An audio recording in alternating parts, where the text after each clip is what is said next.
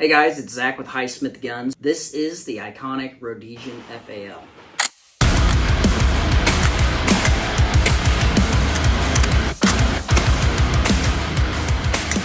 The Rhodesian Bush War went from 1965 to 1980. It was part of the Cold War, kind of a proxy war.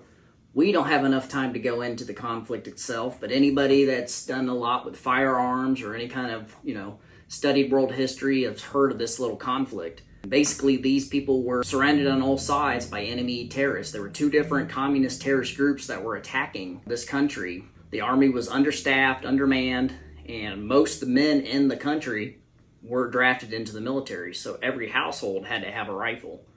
This is one of those rifles. This is a South African R1 that was sent to Rhodesia.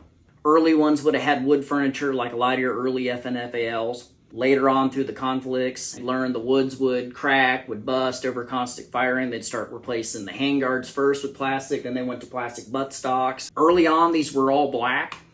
Polymer furniture, black, gun stayed black.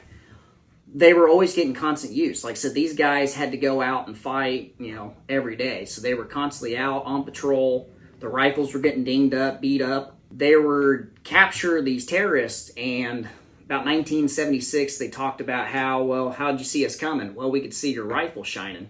So they started getting the idea, okay, we need to camouflage these rifles up. So they would paint them. And they didn't have very many options for paint back then. Like I said, the country was underneath sanctions, so they didn't have a whole lot of supplies. They used the paint. They would paint their trucks and armored vehicles. The camouflage has been pretty much known as baby shit green. It's a very distinctive feature, but it was something that the soldiers did in the field. They would paint them littered with paintbrushes. It would get dinged up, get scratched up. They would repaint it. Super cool. There's not really a whole lot of rifles that I can think of that you think of a conflict that, the rifle is what immediately goes to it. And that's something that this rifle does. The big thing that I wanted to talk about with it is, especially like here in America, we're big on our Second Amendments, your right to bear arms. Over there, it was a way of life. Everybody, the husbands use this rifle. They were home, the wives learned to use this rifle. The sons, everybody you didn't go anywhere without this rifle. If you lived on a farm, a lot of times these farms were attacked. They went to bed ready to go. So this rifle would be sitting up again in the corner ready to go. You didn't know what was going to happen, so you never went anywhere without this rifle. This was their lifeline. Another distinctive feature is the grenade sights.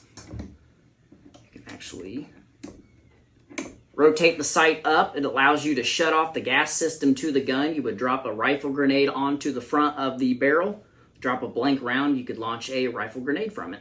So that was a very cool, distinctive feature, and a lot of these standard FALs you can do that, but not all of them have that cool rifle sight. We'll hold back open on the last round. These were chambered in 7.62 NATO. They fire from 20-round magazines. Like I said, these originally came out of South Africa.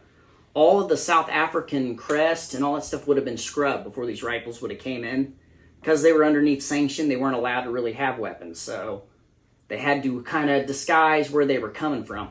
The only thing that you would see on these, put a electric pencil. They'd do their own rack number. So you've got right here in the bolt, RA. You do the same thing on the lower receiver. So right down here, really distinctive RA. There's your receiver markings. You don't see a whole lot of this stuff anymore. These pretty much stayed in service with the Rhodesians all the way up until the end of the war. 1980, the country became Zimbabwe. They used them for a little bit then, and then they pretty much all switched to AKs, typical Soviet-style weaponry. These rifles pretty much sat in storage. Early 2000s, they started slowly getting sold off. The Inter Arms of the world, the Century Arms of the world, these big arms and importers that went around the country and they would buy up old arms from countries. They bought these up from Zimbabwe, chopped them up, brought them over here to the States. That's how we were able to get our hands on this one right here. But just a really neat gun, a lot of history on this stuff. I'd recommend if anybody doesn't know a whole lot about the conflict, do some research on it. There's really a lot of stuff. These people use these weapons. They had to use them. They relied on them a lot. If you guys like this kind of stuff, let us know in the comments below. We've got a lot more cool, interesting weapons we can bring out, kind of show off, and do some highlights.